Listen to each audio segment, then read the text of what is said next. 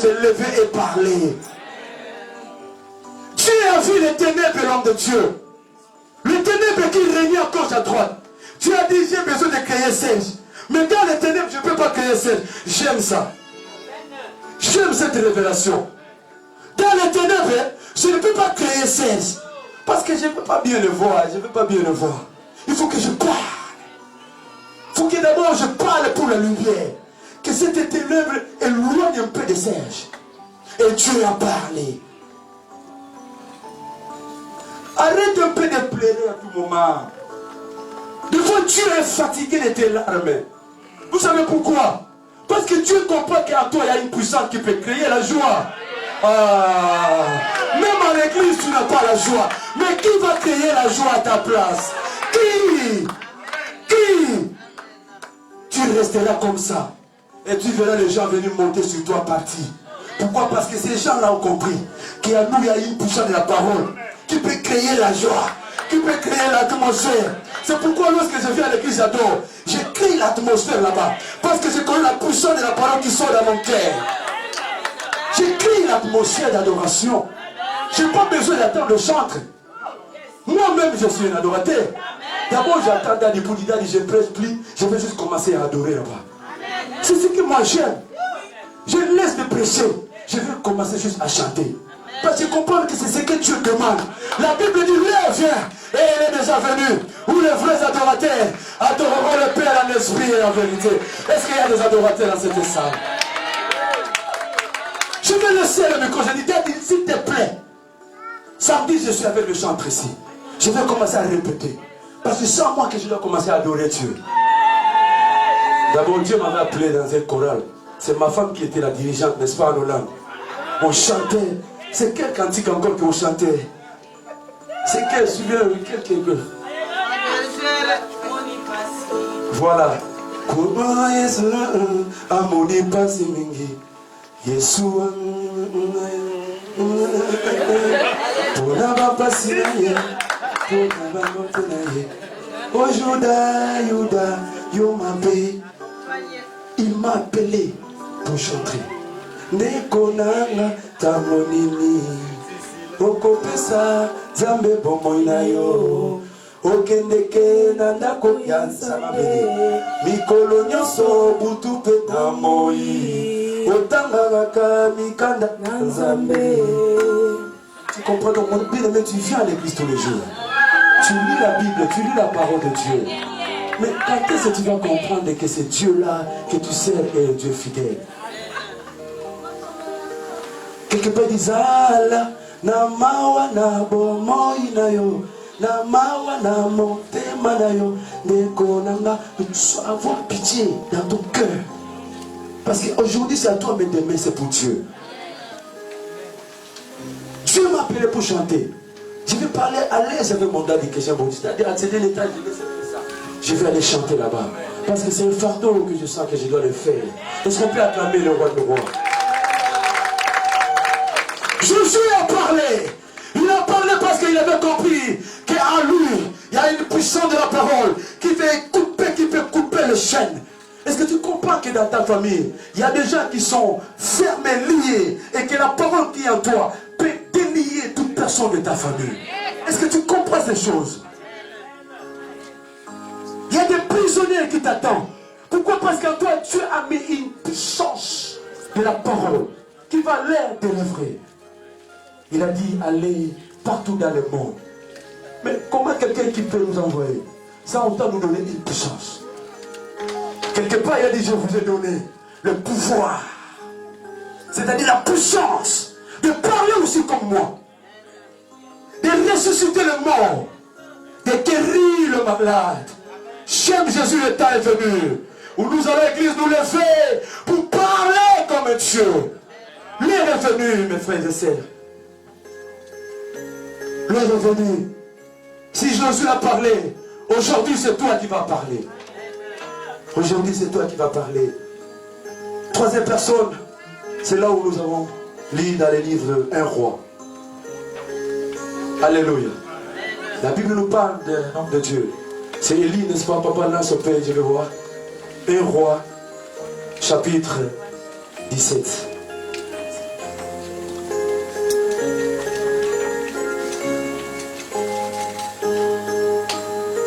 Amen.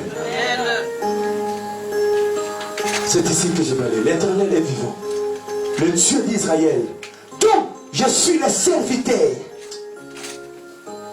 Il n'était pas le serviteur des hommes de ce monde, mais il était le serviteur de Dieu. Tu es un serviteur de Dieu. Tu es une servante de Dieu. Est-ce que tu sais qu'en toi il y a une puissance de la parole? Mais arrête un peu de faire des distractions. Arrête un peu de pleurer. Arrête un peu de parler comme d'autres gens. Tu n'es pas obligé de parler à ce moment-là. Tu n'es pas obligé. Parce que ta parole est puissante. Ta parole peut délivrer les gens même au deuil. Ça peut ressusciter le mort. Mais pourquoi tu ne comprends pas les choses de Dieu? L'homme de Dieu a compris. Il a dit l'Éternel est vivant. Le Dieu d'Israël, dont je suis le serviteur. Il y aura ces années, si ni rosée, ni pluie, sinon à ma parole. Être un serviteur de Dieu, c'est une force. Il a parlé. Il a dit à ma parole qui vous parle. C'est-à-dire il a arrêté le ciel. Un homme a arrêté le ciel. Pendant 3 ans, ni pluie, ni rosée, tout était bloqué, tout était fermé. Selon la parole d'un serviteur de Dieu. Est-ce que tu comprends vraiment qui tu es? Est-ce que tu comprends qu'est-ce que tu as? Les hommes de Dieu, vous qui me suivez, il est temps. Le monde joue avec le nom de Dieu. Le monde plaque avec le nom de Jésus. Où sont les Josué? Où sont les Élie? Où sont les Moïse qui peuvent s'élever pour parler comme Dieu? Vous êtes toujours dans les distractions. Quelqu'un va faire quelque chose, c'est sur les réseaux sociaux. Il a fait ça, il a fait ça, il a fait ça. Où est la puissance de la parole qui peut délivrer le monde? Où est la puissance de la parole que Dieu a mis en toi, qui peut sauver, changer la vie des présidents? Où est cette puissance de la parole? L'église de Dieu a eu le temps de comprendre qu'en toi, Dieu a mis une puissance de la parole. Il y a d'autres choses, ce n'est pas Dieu qui va descendre pour te dire de le faire. Non. Il y a des choses, Dieu fait sa part. Mais il y a d'autres choses, c'est toi qui vas faire. Tu te laisses aussi la part. Tu te laisses aussi la part de faire. Dieu veut te montrer que toi aussi tu es utile.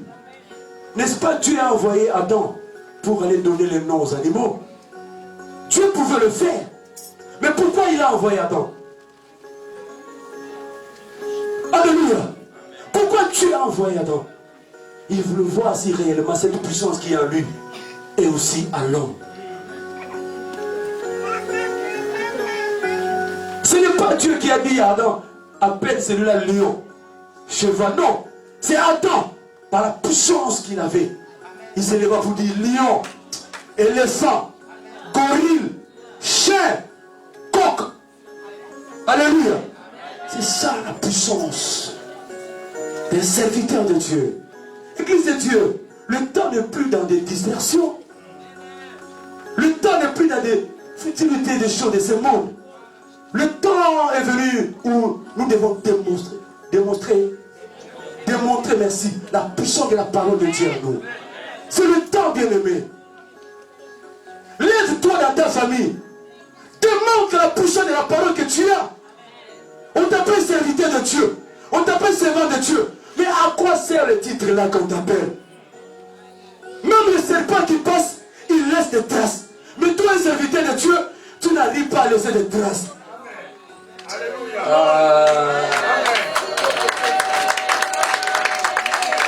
Jésus.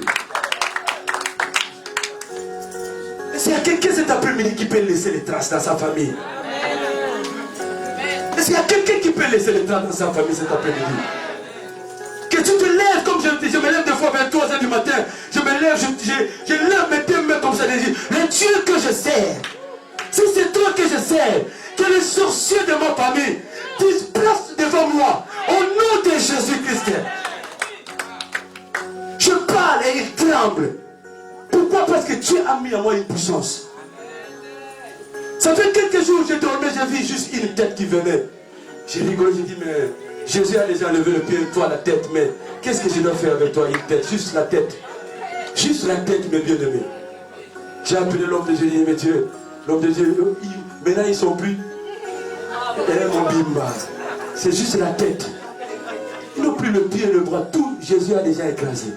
Maintenant il vient avec la tête. Je l'ai levé, je lui ai donné un coup et la tête était. Et quand je me suis levé, ma femme a vu un peu de bouger, dit non, je vais terrasser une tête qui est venue m'embrouiller. Mais lui, sur le temps, bien aimé, de comprendre l'évangile de Dieu. Il est temps, nous sommes de Dieu. Nous sommes de Dieu. Nous devons parler parce qu'en nous, il y a la puissance de la parole. Moïse a parlé. Josué a parlé. Bien aimé, lève-toi le matin. Parle. Le soir, parle. Dans ta parole, il y a la vie. Dans ta parole, il y a la restauration. Ne pleure pas à tout moment. Ne laisse pas des ennemis tourmenter ta vie. Quand tu as cette arme-là de la parole, la puissance de la parole. Josué a parlé. Moïse a parlé. Élie a parlé. Il a arrêté le ciel. Papa, il a arrêté le ciel. Qu'est-ce que Dieu pouvait dire? Il dit, c'est mon serviteur, j'obéis. Il a pris le seau. Tiens, 3 ans, ni pluie. Tout était devenu sec. À la parole de qui? De l'homme de Dieu. Entre parenthèses, bien-aimé, et l'homme de Dieu, même si tu le vois en cours de route, ivre, je ne sais pas quoi, faites attention. Ça, c'est juste une parenthèse. Même si tu le vois, je ne sais pas, avec un pantalon troué, s'il te plaît, Église, s'il est un vrai homme de Dieu, qui marche avec Dieu, qui craint Dieu, alors faites attention. Parce que tu ne sais pas pourquoi les pantalons troués. Peut-être qu'il était dans le bus, les gens, le voleur, lui ont menacé. Dieu a permis cela pour son élévation. Et toi, tu commences à parler. Et tu oublies qu'en lui, il y a une puissance de la parole. Le Seigneur nous a donné cette puissance, pas pour parler de mal pour nos bien-aimés.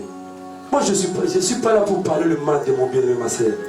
Il y a même mes filles que j'aime beaucoup à l'église. Des fois, je les envoie même des textes pour dire, vous allez réussir, vous allez avancer. Parce que je le sens monter dans mon cœur. Je dis à certains, je ne peux pas les appeler parce qu'ils étudient. J'envoie Jennifer, tu vas arriver parce que Jésus est avec toi. Jennifer, Siloé, ne fais pas comme les autres parce que tu es une fille de Dieu. Je les envoie parce que je sens moi qu'il y a une force, il y a une puissance de la parole qui peut changer la vie de quelqu'un. La parole de l'homme de Dieu peut changer. C'est que les sorciers de ta famille ont dit sur toi. Je vous dis la vérité.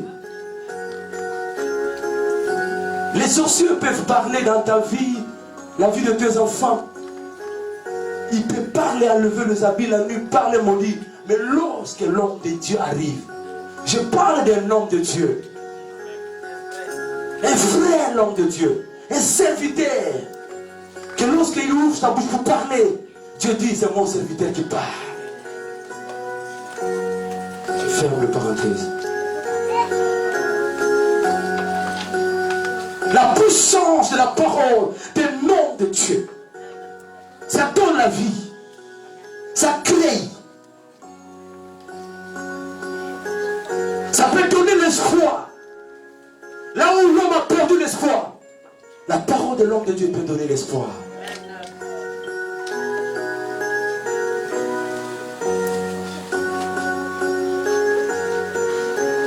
C'était en 2010. On avait veillé à Hollande. On priait. Vers 5 heures et quelques, l'homme de Dieu se leva, notre Père l'apôtre. Il a dit ceci, à ma parole, je pars à l'écart de ce camp. Vous allez voir ce que Dieu va faire avec nous. On va ouvrir des églises. Ceux qui sont tout autour de moi seront bénis. J'ai reçu la révélation. J'ai un cahier avec moi. Quand je méditais, le Saint-Esprit est tellement merveilleux. Il m'a montré, j'étais en train de vérifier, il m'a montré même le jour, même la date. Même, j'avais écrit même 5h50. J'ai écrit prophétie par l'apôtre. Les 6-2, 2010 à 5h50. Dans les cas de 5 ans, l'Éternel dit, il aura des grandes choses, des grandes gloires. Une très grande gloire va se manifester. Les pauvres seront des riches. Et moi, je suis le premier. Parce que j'avais écrit la prophétie. J'avais reçu cette parole de l'homme de Dieu. J'ai écrit vite. Je ne sais pas si d'autres étaient distraits. Quand vous venez à l'église, ne sois pas distrait. Dieu nous parle tantôt d'une manière, tantôt d'une autre. La Bible dit, personne n'est venu au devant de lui rentrer comme il est venu. L'homme de Dieu a parlé, c'était en 2010. Là, j'étais encore Italie, Hollande, des fois France, et stabilité totale. Mais dès que j'ai reçu la prophétie, cette parole, j'ai dit, Seigneur, je reçois la bénédiction. Spirituellement, bien aimé, il y a des choses que je vois, des fois je rigole. Je ne prie pas, mais je vois vous, comme à l'écran, je dis, waouh, ça c'est la bénédiction de Dieu. Ça c'est la bénédiction de Dieu. À l'écart de 5 ans. Et c'est lorsque je vois à l'église, je vois en France, je vois Rwanda, je vois France, je dis la parole de Dieu. L'homme de Dieu avait parlé. Est-ce qu'on peut acclamer pour Jésus-Christ? Est-ce qu'on peut pousser des cris de joie à la gloire de notre Dieu? Il avait parlé. C'était un homme de Dieu. Bien aimé, la parole de l'homme de Dieu. Il y a une puissance derrière ça. Pour terminer, dernière personne, papa, avant nous, Élisée. Je l'aime beaucoup, Élisée. Il avait parlé, étant un homme de Dieu. C'est dans le livre, je crois, comme je vous ai donné, des Rois, chapitre 17. Une temps, mon frère, tu sers Dieu. On t'appelle serviteur de Dieu. Servir Dieu, c'est pas juste passer ici, tricher, non.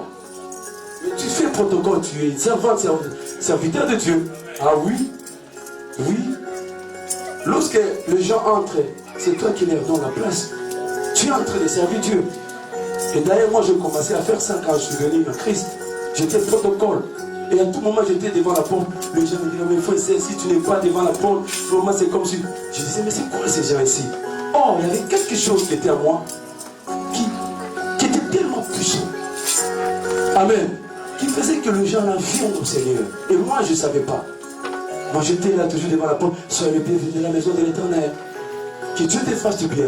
Les gens entraient dans la gloire. Donc, devant la porte, il y avait déjà une solution. Parce que je faisais ça avec joie. Je savais qu'à moi, il y a quelque chose. Même si je ne savais pas encore bien, mais je savais qu'il y a quelque chose. Élisée a parlé. Écoutez la parole de l'Éternel. Ainsi parle l'Éternel. Demain, à 7 heures, on aura une mesure de fleurs, de farine pour 1 cycle et 2 mesures d'orge pour 1 cycle à la porte de Samarie. Je voulais juste voir la réponse de cet incirconcis-là qu'on a écrasé. Écoutez ceci, l'officier sur la main duquel s'appuyait le roi répondit à l'homme de Dieu. Répondit à qui? À l'homme de Dieu. Respectons les hommes de Dieu. Les hommes de Dieu qui marchent avec Dieu, qui craignent Dieu. Respectons-les, bien-aimés. Il y a une parole qui peut donner la vie, qui peut donner la mort. Peut-être, c'était pas à lui de dire, mais comme tu l'as, je ne sais pas comment je peux expliquer, dans ses colères, il devait sortir une parole. Non selon lui, mais c'est venu comme ça. Et comme Dieu est derrière la parole de ses serviteurs, il fait quoi? Il frappe d'abord, le reste, Dieu va arranger. Ceci, mais comment cet officier ne peut pas avoir peur de l'homme de Dieu? Il dit, l'officier sur la main duquel s'appuyait, le roi répondit à l'homme de Dieu. Quand l'Éternel ferait des fenêtres au ciel, ah, Dieu, la Bible dit, il n'est pas un homme Et ce qui est impossible à l'homme est possible à Dieu. Donc il doutait à celui qui a envoyé Élisée de parler, de prophétiser. Il a parlé. Il a dit, il a minimisé la parole de Dieu. Par des choses arriveraient-elles. Écoute ce qu'Élisée avait dit. Et Élisée dit, tu le verras. Ah, est-ce que tu peux dire à ton ennemi que tu le verras? Dis à ton ennemi, non pas celui qui est à côté de toi. Dis, vois l'ennemi à côté de toi. C'est spirituel. Dis, tu me verras dans la gloire, mais tu ne mangeras rien. L'ennemi là qui combat ta vie, il te verra dans la gloire, mais il ne mangera rien. C'est la parole de Dieu. Lui qui a pris le temps de te combattre, de te menacer, de dire n'importe quoi avec toi. Il te verra dans la gloire, mais il ne mangera rien. Élisée a parlé. Tu le feras de tes yeux, pas de tes oreilles tu entendras, non, mais de tes yeux tu verras la chose. Mais tu n'en mangeras point. En Kishino on dit, Okolia, rien. Tu ne mangeras pas. L'homme de Dieu a parlé. Écoute maintenant la réponse. C'est 17-19 je pense. Voilà, l'homme de Dieu avait dit alors au roi. Non, 17 à 19. Je crois que c'est ça. Le roi avait remis la garde de la porte à l'officier sur la main duquel il s'appuyait. Mais cet officier fut écrasé. Le mot écrasé, je ne sais pas comment je peux expliquer ça. Pas tombé, mais écrasé. Non, tes ennemis seront écrasés aujourd'hui. Donc je le déclare devant la chair, devant la présence de Dieu, devant la présence des anges de Dieu, et que tes ennemis seront écrasés. Je le déclare aujourd'hui. Lève-toi, dis après moi. Aujourd'hui, au nom de Jésus, mes ennemis, vous serez écrasés. Vous serez écrasés. Je le déclare ensemble qu'aujourd'hui, vous serez écrasés. Au nom de acclame pour le roi des rois. L'homme a été écrasé. La Bible dit, selon la parole qu'avait prononcée l'homme de Dieu. La puissance de la parole de l'homme de Dieu. La parole de l'homme de Dieu dans la vie. La parole de l'homme de Dieu peut changer les situations. Là où le médecin nous dit que c'est impossible, lorsque l'homme de Dieu arrive, il part, les choses changent. Je voulais exhorter à une personne, à un homme de Dieu, à une servante, même à la maison. Parle bien avec ta femme. Parle bien avec ton mari. Parle bien avec tes enfants. Parce que cette puissance que Dieu a mis en toi, bien aimé, c'est tellement fort. Des fois, tu ne comprends pas ça. Moi, je comprends cette puissance. C'est des fois, lorsque je parle même avec ma maman au téléphone, j'ai toujours des réserves. Je sais, oh, ma maman, je parle avec ma maman. Je parle bien, j'ai raison, je tourne ma langue cette fois. Parce que je sais quelque part, je suis un fils de ma maman et je suis aussi un serviteur. Je contrôle mes paroles. Un jour, je parle avec ma soeur quelque part, je dis attention, c'est maman. C'est maman. Il faut bien parler, c'est maman. Je suis un homme de Dieu, mais j'ai quand même des limites de parler avec ma maman. La maman reste maman. La maman ne vient pas ton ami. La maman est maman. C'est pourquoi un homme de Dieu, c'est un homme de Dieu. Élisée a parlé, ça fait mal cette histoire. Ça fait vraiment mal. L'homme a vu des choses qu'il a mangées depuis longtemps. Il a vu l'hamburger qu'il aimait beaucoup. L'homme de Dieu, il a vu les côtés, je ne sais pas comment vous appelez. Il a vu ça, il préparait déjà la bouche. Comme j'ai vu une vidéo, un homme méchant, un homme chinois qui mangeait son bébé à côté. Il voulait aussi manger, mais l'homme mangeait seul. Le bébé à côté qui voulait aussi. Il ne donnait pas à son bébé. Donc il a vie, mais il n'a pas mangé. Ça fait mal de voir ce que Dieu est en train de faire avec nous. Que la gloire de Dieu arrive et que toi tu rates ça. À cause de ton incrédulité. À cause de tes murmures. Non, je voulais que tu puisses voir et que tu manges. Ça fait du bien. Lorsqu'on vient le mercredi pour prier, on prie parce que nous voulons voir quelque chose de bien. Le mercredi on prie, mais il y a un temps que tu dois parler. Oui, il y a un temps que tu dois s'élever pour parler.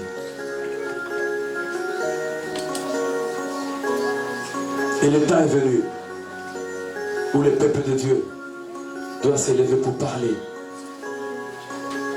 Afin que nos ennemis soient écrasés. C'est trop jusqu'à quand nous allons laisser les ennemis nous toucher partout. Mais ton corps là, c'est le temple du Saint-Esprit.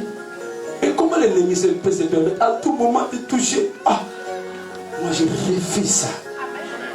Mais comment un ennemi, une femme de nuit, mari de nuit peut venir te toucher? Toi un homme de Dieu, toi un serviteur de Dieu. Il peut venir, mais ne lui laisse plus le temps. Parle. Parle, explique-le. Que mon corps soit le temple du Saint-Esprit. Parle. En toi, il y a la puissance de la parole. Parle. Jésus a parlé devant le Satan. Jésus lui a expliqué petit.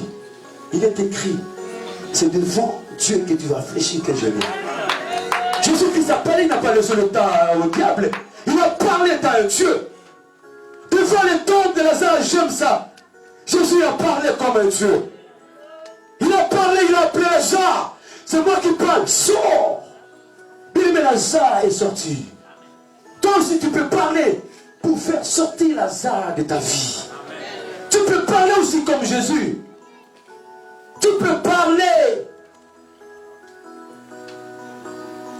Paul a parlé, n'est-ce pas? Tu peux me dire que non, ça c'est l'Ancien Testament. Mais Paul aussi a parlé. Arriva quelque part, il y avait un type, un magicien qui voulait embrouiller les gens de Dieu. Qui voulait embrouiller les enfants de Dieu. Papa, vous pouvez lancer ça s'il vous plaît. C'est le livre de Actes des Apôtres. J'aime ça. Ça, nous sommes au Nouveau Testament. Actes des Apôtres, chapitre 13, le verset 6. Tel il est, tel que nous sommes. Et ensuite traversé toute l'île jusqu'à Paphos, ils trouvèrent un certain magicien, faux prophète juif, donc faux serviteur de Dieu. Donc il est aussi temps que nous allons faire taire les faux prophètes. Ah oui, hein? Mais il est temps, bien aimé. Comment tu peux laisser un faux prophète, un faux serviteur parler mal de ton Dieu? Plaquer, jouer avec ton Dieu. Mais lève-toi, parle comme un Dieu. Parce qu'en toi il y a une puissance. Parle, bien aimé. Fais taire ce faux prophète que la Bible nous dit. Un magicien. Il a parlé, il était là en train d'embrouiller. C'est-à-dire il empêchait les enfants de Dieu de ne pas entrer dans la vérité. Je ne sais pas c'était pendant combien d'années, mais je sais qu'il a pris vraiment du temps. Mais un jour, un vrai serviteur de Dieu est venu. Lui qui avait en lui la puissance de la parole. Il fallait qu'il puisse changer les choses. Il est venu. Alors, Saul, appelé aussi Paul, la Bible est rempli du Saint-Esprit. J'aime ça encore. Alléluia.